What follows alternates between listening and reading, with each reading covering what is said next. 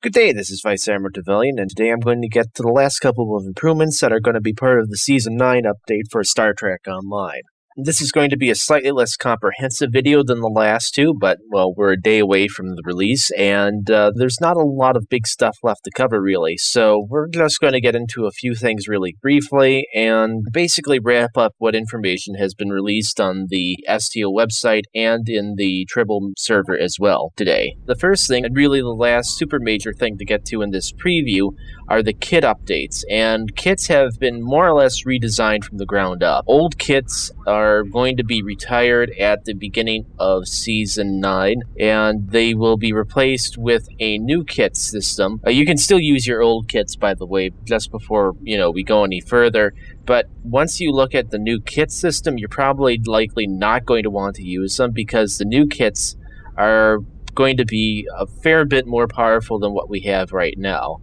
In Season 9, your kit slot's going to accept a kit frame, and a kit frame is going to accept up to 5 modules. Mark 1 will have a single module slot, and Mark 12 will have 5 module slots. So you'll get a 5th ground power for your player character going forward into Season 9, if you fully configure all your kit slots. Now, aside from being able to customize your slots, these customization slots have 2 different specializations for each class in STO. Science has research and medic, engineering has fabrication and mechanic, and tactical has strategic and assault. These are all specializations for each of the 3 classes for Star Trek Online. Given my primary tactical character, some of his powers are going to be strategic now, and some of his powers are going to classify as assault now. And you can't put a power that's been classified as a quote-unquote assault power into a strategic kit slot. And likewise, you can't put a strategic power into an assault slot. Now, there are some kit frames that do have a dual slot, and a dual slot will accept both types of powers. The nice thing about this system is that kit modules can be slotted and unslotted at any time, as long as you're out of combat and at no cost. Although there will be a brief cooldown on that module's power. The kit powers themselves go from level 1 to level, all the way up now. You can buy up to a level 9, I think, through the dilithium store in Earth Space Dock, from what I've seen. And I matched the powers largely on my current kit that I had equipped on my main character around Mark 5 power. And around that point, it was at parity with my current powers, and then going above that, the items started to exceed the capabilities of what I had equipped on my character. Porting over from Season 8, it exceeded my current kit, and my kit's Mark 10 very rare kit. So you'll quickly find that the new kit powers will pretty much blow your old kit powers out of the water. So while you can use your old kits, there's not really much of a reason to, because, well, to be quite honest with you, you're just going to gimp yourself in terms of your abilities. You'll be able to have 5 powers that you can use at any time. You're going to have more powerful powers you can use. So I think what you'll have is you'll just have a bunch of people who will keep the really good kits as mementos, and I think going forward you'll see the new kit system pretty quickly displace the old kit system. Now, there's a series of slightly smaller changes. They aren't necessarily small, but they don't universally apply as much as some other changes to the game.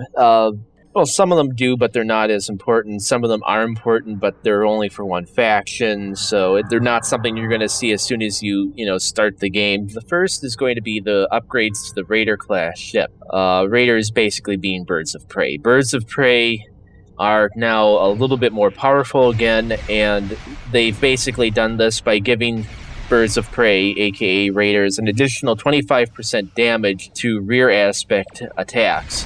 And they've also upgraded the amount of damage that decloaking ambushes give as well. So Raider decloaks and then does a rear attack. They have the potential to do a boatload of damage to an enemy ship. Also, birds of prey are going to have their hull hit points increased by 10%, so they'll be a little bit less wimpy if they're in an extended firefight. So you can go and do a little bit of damage in a conventional firefight, and when it looks like it's going to be bad, you'll have a little bit more leeway to get out of dodge. I do have to say that having seen the Breen Christmas ship from 2013 in action, that The Raider mechanics can be very powerful even without cloaking, so that keep in mind that even with the increased ambush damage that you're going to be getting as a bird of prey, it's just going to be icing on a very sugary cake. There's been an effort to improve the graphics of player characters in this season update.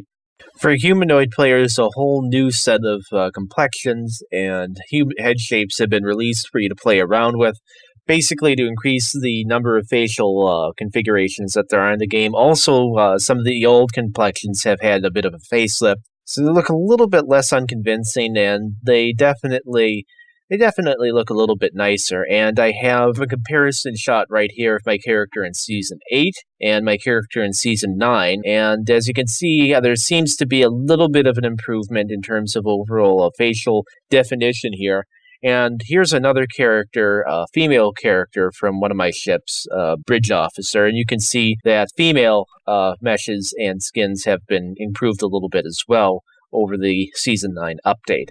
And as I sort of touched upon in previous videos, there's going to be new missions for the Undine reputation, but there's also going to be a redo of the Undine and Borg missions that everybody has known and loved and loathed through the last couple of seasons of STO gameplay. Some of the missions seem to be being dropped or consolidated into other missions, and some of the missions that are more or less going to remain as we've seen them are going to be fairly significantly redesigned.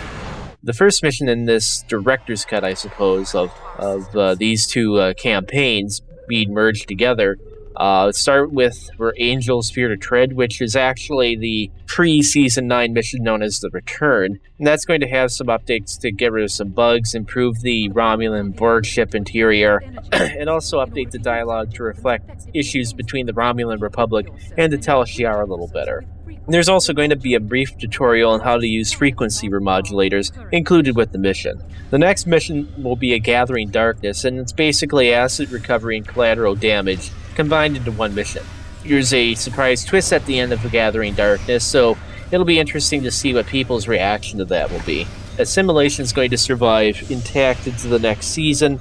The space portion is going to be updated a little bit. However, the ground portion of Assimilation has been totally redesigned, so it's going to look a little bit more up to date than it has been over the last year or two. Fluid dynamics is going to be retained, and it's going to be heavily updated.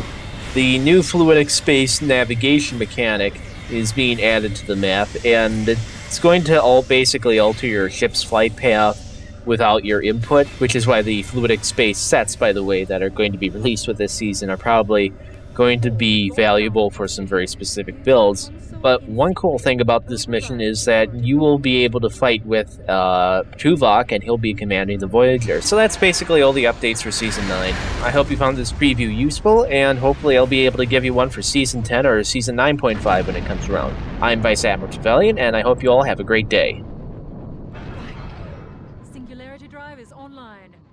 Our scanners show more ships approaching. Thank you so much for saving us.